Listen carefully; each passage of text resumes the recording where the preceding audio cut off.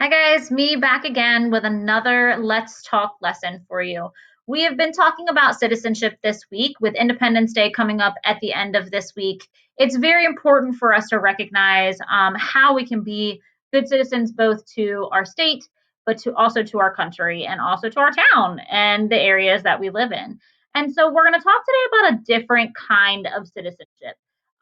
Being a good citizen is always, abiding by the laws and making sure that you're following the rules. But there's another way that you can be a good citizen, and that is being a good digital citizen.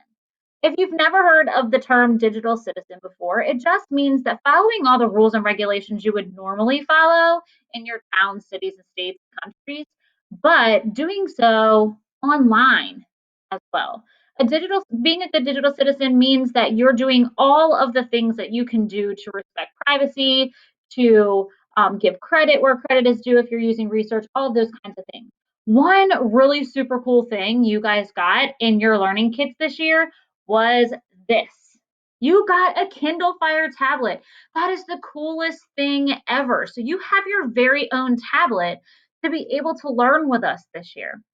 However, having your very own tablet means that you have some responsibility in being a digital citizen in order to be sure you're following the rules and regulations of the internet and of some of your rules and regulations at home too.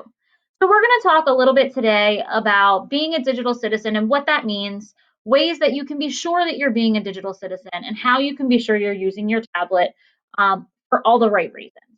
Okay, so the first one is being a digital citizen is being able to create and share and collaborate with other people online. What does collaborate mean? It means working together. So oftentimes when you guys do your research in school, your teacher might give you a topic to research, an animal to research, or person to research. And the first thing you guys do is you go online and you find all these different websites with all this information about this person or this animal. Well, we have to be sure that while we are collaborating with those websites, we are working together with those websites. We give credit where credit is due. You did not research and go through several books and several different videos and talk to different people and interview people in order to get that research. Someone else did that. So you need to be sure that even though you are able and allowed to use their research, you give them credit where credit is due. You do not pretend like you did all of that work. So, being able to collaborate with other people online, work together, is a great thing. But we also have to make sure we support them and we give them the credit. Something else that you need to be sure as a digital citizen, a good digital citizen, is that you protect your privacy. We have talked numerous times, I'm sure, in class about you protecting your privacy online. That means that you are not going to share your password with anyone. You're not going to give out any information about where you live. You're not going to post pictures that you wouldn't want other people to see. You have to be sure that you don't do anything online that you wouldn't normally do to a stranger in person. We know that the internet can be a place that may not be the safest place for us. But part of that responsibility is you making sure that you don't put information on the internet that somebody else could possibly use against you or use in a negative way.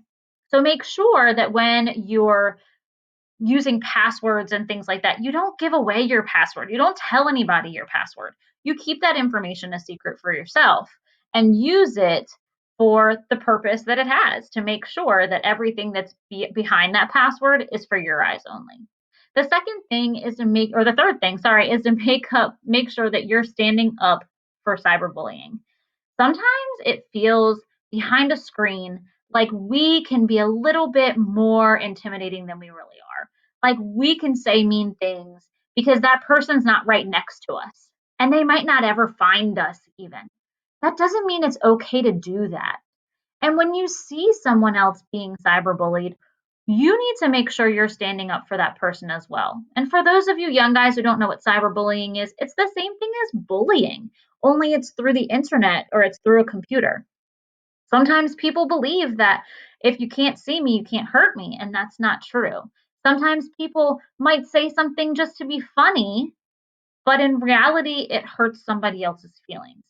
So make sure that you are standing up for cyberbullying and make sure that you are uh, telling somebody if you feel uncomfortable with something that's happening. Make sure that you're telling somebody if you feel uncomfortable with something that's happening to a friend or family member. The next thing is to stay safe.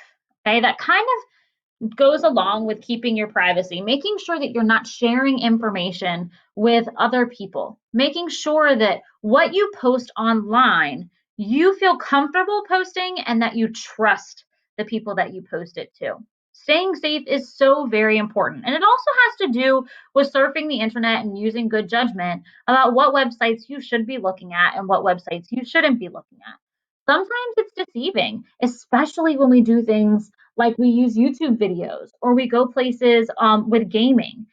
Sometimes it can be not your fault that you come across something, but stay safe. And it means that if you do find something that you know is not for you, get off of it. Go tell an adult, go tell a friend, tell somebody that you know can help you change whatever you're looking at.